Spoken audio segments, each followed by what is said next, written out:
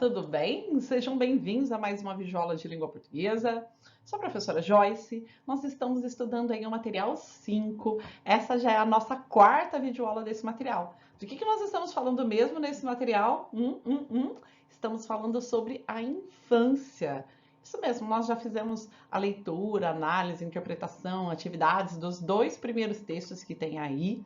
Na aula passada, nós fizemos a análise de uma imagem, se recordam? Da pintura do Portinari, falamos um pouquinho sobre ele e eu deixei duas atividades para vocês fazerem. A primeira era de análise, justamente as questões da análise da imagem, e a segunda uma pesquisa para falar das brincadeiras de antigamente e as brincadeiras de hoje. Vamos comentar um pouquinho sobre essas atividades que vocês fizeram? Então vamos lá. Aqui a interpretação da imagem, nós tínhamos aqui essa pintura, né, era óleo sobre tela, da página 6. E o que nós vimos? Então, o que é possível perceber? Os dois personagens que eu tenho aqui são duas crianças. Elas estão fazendo o quê? Soltando pipa. Ela foi feita em 1942. Pensa que naquela época soltar pipa era um dos grandes prazeres, das brincadeiras mais comuns das crianças, certo? Então fazia parte aí da infância de um menino no interior do estado de São Paulo, como né, ele morava em Brodowski, o Portinari, lembram-se? E onde que eles estão? Eles estão aqui num lugar, num campo. Nota que parece muito mais uma zona rural do que a zona urbana. Você não tem casas aqui. Você tem uma estrada, uma rua de terra aqui.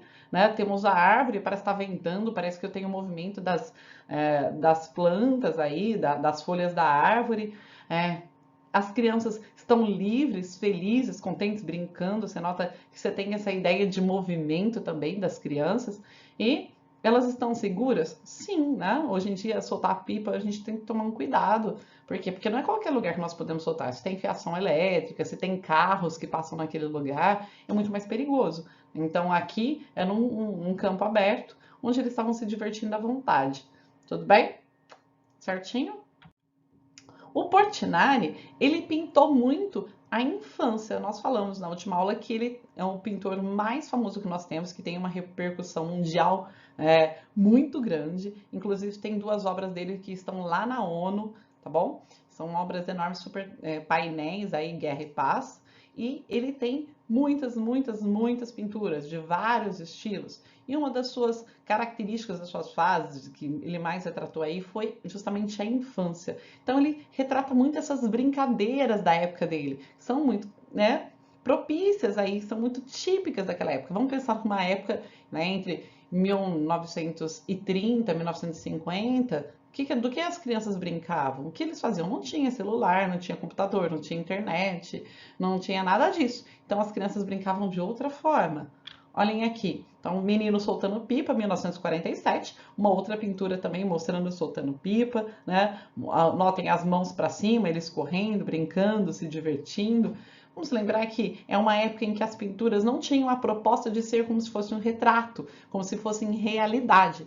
Não, eles queriam, né, o Portinari ele tem aí a proposta, né, uma fase que a gente chama de modernismo, de se expressar livremente, de pintar de um jeito único, seu, próprio, e o seu estilo ele vai mudando também ao longo do tempo, tá bom? Então aqui, ele novamente pinta, né, a gente imagina que já está mais tarde, né, tá no cair da tarde aí, né, que parece que não tem aquele sol tão forte, né? E eles estão se divertindo e tem uma outra criança aqui fazendo a pipa. Observe que naquela época não se comprava pipa ali no bar, sei lá, no armazém, né? As crianças confeccionavam as pipas, tá? Outra imagem, então eu tenho aqui um grupo de meninas brincando, então enquanto ali eu tenho mais meninos, aqui eu tenho meninas, né? E elas estão soltando, parece soltando balões, tem pipa lá atrás, mas elas também estão brincando aí, tá bom? Então eu tenho várias meninas que estão brincando também, não eram só os meninos que brincavam, as meninas também brincavam. E elas estão jogando coisas para cima, observem, parece ser muito esses balões mesmo que voam, que eles enchem e soltam. E também tem aí um baúzinho, que provavelmente tinha algum brinquedo, alguma boneca. Estão de pé no chão, bem livres, mas todas de vestido, que era o vestuário típico daquela época, né? As meninas não usavam short, calça, e assim por diante, elas usavam vestido. Então caracteriza bem aquela época, os cabelos soltos e se divertindo livremente. Mais uma imagem, ó, meninos pulando carniça. Essa obra, as pinceladas já são um pouco diferentes, né? Você tem aí a marca bem dos pincéis, tem uma luminosidade muito grande, maior do que nas cenas anteriores, é bem claro. E é uma brincadeira, ó, que a gente depois chamava-se também, quando eu era criança, de pular cela, né? Então alguém abaixava e outra pessoa ia lá e pulava essa pessoa que estava agachada, certo? Então é uma brincadeira que já era comum desde 1957. Mais uma, olha, meninos brincando, né? É o mesmo estilo de pintura, a mesma luminosidade, o mesmo, né? Você tem, parece que traços, riscos aí feitos com pincel, com as tintas, e eles estão plantando bananeira, né? Ficando aí plantando bananeira num campo também aberto as duas. Aqui temos mais uma pintura dele, né? Roda infantil. Então aqui temos meninos e meninas brincando de roda, certo? Temos a cidade, nota que aqui eu tenho uma cidade, é uma cidade que não é muito grande, parece uma cidade pequena, né? No interior, vamos pensar que ele retrata muito a sua região, a sua cidade, a sua infância. E aí foi feito em 1932 e as crianças estão brincando ali de roda, com cantigas. E a última, né, foi feita em 1935 do futebol, que também já era um sucesso desde aquela época. Você nota que tem um campo, aqui tem um cemitério lá no fundo, as crianças têm alguns animais, elas estão descalças nesse campo, jogando futebol, se divertindo, tá? Então são todas brincadeiras que eram muito comuns na época dele, na infância dele, que marcaram a infância do próprio Portinari. Por fim, eu tenho aqui, né, a última imagem, Meninos no Balanço, em 1934. E também já tem um traço característico, assim, já tem mais formas geométricas, tem uma interferência maior do que vocês já devem ter estudado do cubismo, tá? Então, eu tenho bastante as formas geométricas prevalecendo. É diferente das outras pinturas, mas um outro estilo dele. E ele fala uma coisa sobre isso, sobre balanço.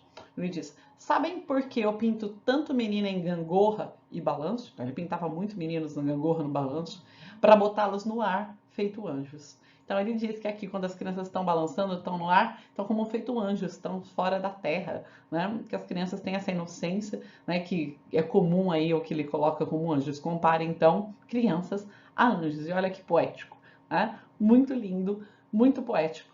E ele fazendo uma análise da sua obra. Certinho? Gostaram dessas pinturas aí? São muito ricas, então vale a pena, como eu falei já para vocês na aula passada. Se vocês estiverem indo algum dia, estiverem passeando em Brodowski, pertinho de Ribeirão, visitem a Casa de Portinari. Também em Batatais vocês vão encontrar muitas obras na igreja de Batatais, tá? Então você tem muitas obras aí com cunho mais religioso, mas lá, tá bom? Então essas duas cidades vão trazer muitas obras do próprio Portinari. Bom, depois tinha o Pesquisa em Ação, brincadeiras de antigamente. Já falamos algumas aqui, justamente com, né, quando eu trouxe para vocês essas imagens do Portinari, dessas obras da infância do Portinari que ele retratou, vocês já tiveram, né, ideia de várias brincadeiras de antigamente, né? E eu tenho várias ainda aqui, ó. A amarelinha. Vocês já brincaram de amarelinha? Né? A gente tem na primeira imagem aí a amarelinha, a segunda bolinha de gude, certo? Bolinha de gude se brincava muito também. Quando eu era criança, a gente brincava muito de bolinha de gude. Pular corda, né? Na terceira. Cantigas de roda, tinha lá numa das imagens. Aqui a gente tem novamente cantigas de roda. São todas brincadeiras de antigamente. E eu tenho muitas outras brincadeiras de antigamente. Muitas outras brincadeiras que às vezes os pais de vocês brincavam, os avós de vocês brincavam, que às vezes hoje não é tão comum, certo? Então, brincadeiras de antigamente e brincadeiras atuais. O que nós temos? Que as brincadeiras de antigamente, elas movimentavam mais o corpo, elas envolviam mais um senso de coletividade, brincava-se com o outro, né? Eram brincadeiras aí muito mais interativas, que levavam maior criatividade, gastava-se mais energia. Hoje em dia, claro, nós estamos em um período de pandemia, não dá para ter aglomeração, mas de qualquer forma, né, muitas pessoas às vezes acabam, muitas crianças, só ficando na frente do videogame, só ficando com o celular na mão, né, não usam o corpo, não usam a energia, né, não gastam essa energia. A gente tem muitos casos aí de problemas de saúde em crianças por causa disso, né, às vezes obesidade, diabetes, né? Então é importante também trabalhar o corpo, fazer atividade física, fazer esporte. Então as brincadeiras de hoje às vezes ficam muito só celular, tablet, rede social. Então as crianças ficam muito no YouTube. Não brinca-se tanto, não se faz brinquedos como a gente viu em outro texto que se fazia, né? Não se sobe no pé das árvores, né? Não sobe na árvore para pegar frutos aí. Então, essas atividades que eram tão comuns, elas estão se perdendo. É importante resgatar um pouco disso. Né? É importante brincar também dessas maneiras diferentes, fazem parte do nosso folclore, faz parte da nossa cultura, e a gente não pode deixar isso morrer. É legal brincar com coisas eletrônicas? Claro que é. O único problema é fazer só isso. Né? Brincar só com isso que é o problema. Então a gente também tem que exercitar também o nosso corpo, brincar com o outro, interagir, não ficar só sozinho dentro de casa, né? Brincar um pouco, às vezes se pode, aí a rua é mais tranquila, os pais deixam brincar na rua, né? Interagir e se divertir. É sempre importante que a gente sempre brinque. Lembra do texto? Que a pessoa que não brinca, ela fica velha, ela envelhece, fica chata, ranzinza. Então a gente tem que brincar, não só como criança, mas brincar a vida toda, tá bom?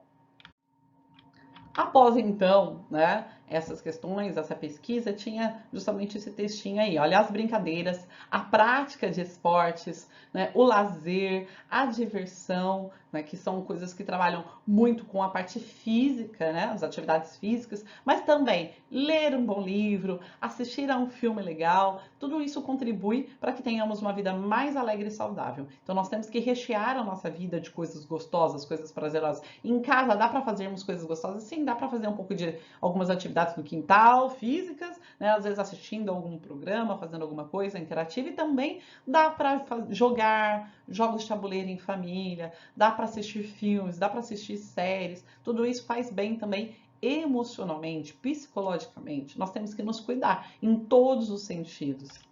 Uma das práticas que muitos adoram é o futebol, é ou não é? O futebol é uma paixão nacional, é o esporte mais comum aí que nós temos, né? Que tem maior adesão, que as crianças desde pequenas são acostumadas a assistir, a jogar, a brincar.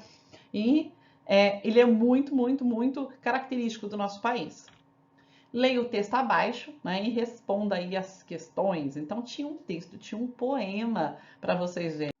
Nós temos então um poema Gol, tá? E esse poema ele é muito diferente, tá bom? Por quê? Porque ele é um poema visual, tá? Ele é um poema visual, ele extrapola aquela noção de linha, né? De versos e estrofes. Não, as palavras elas são dispostas no papel de uma maneira que forma uma imagem, tá? Então, tudo isso, como a escolha das palavras, ela é proposital e a distribuição também é proposital. Então, você tem uma materialidade maior. Então, vamos ler o que está escrito. Olha, domingo de sol, disputa decisiva, jogadores velozes, torcida animada, gramado macio, bandeiras agitadas, estádio lotado, camisas coloridas. Os torcedores animados esperam o quê? Eles esperam Gol, né? Que é justamente o título.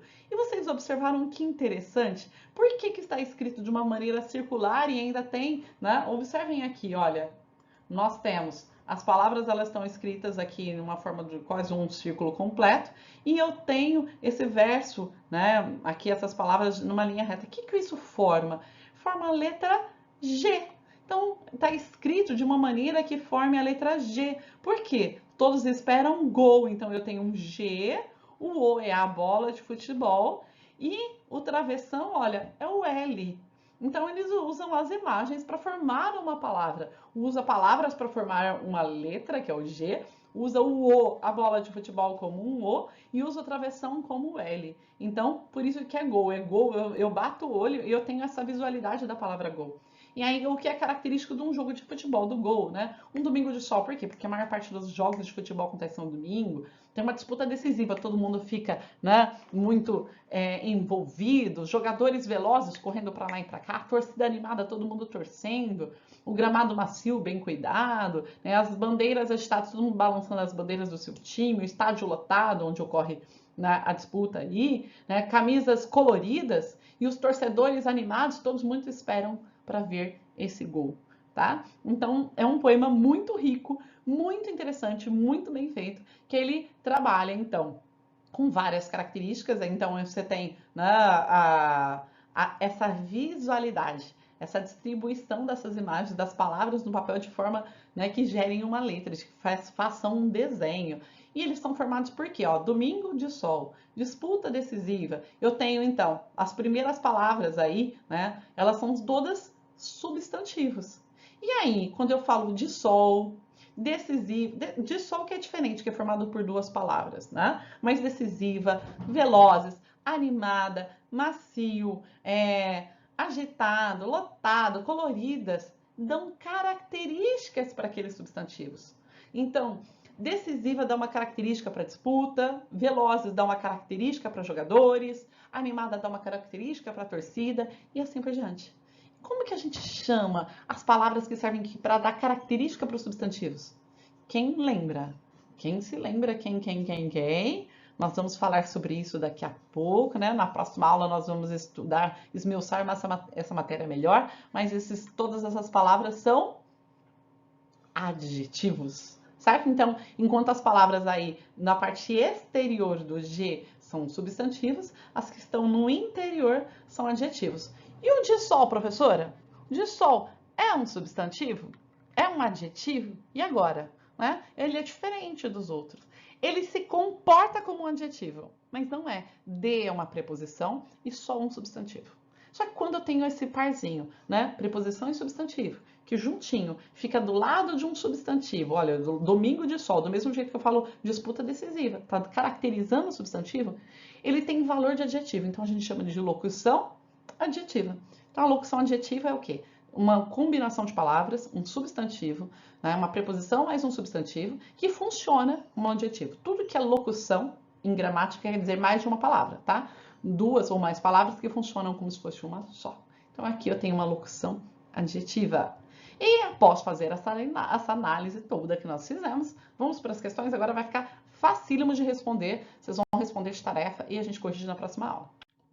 Olha só, questões, página 8. Nas expressões abaixo, sublinhe a palavra que caracteriza o substantivo. Acabei de falar. Né? Quais palavras que dão características para o substantivo? Então, disputa decisiva. Qual que é a característica?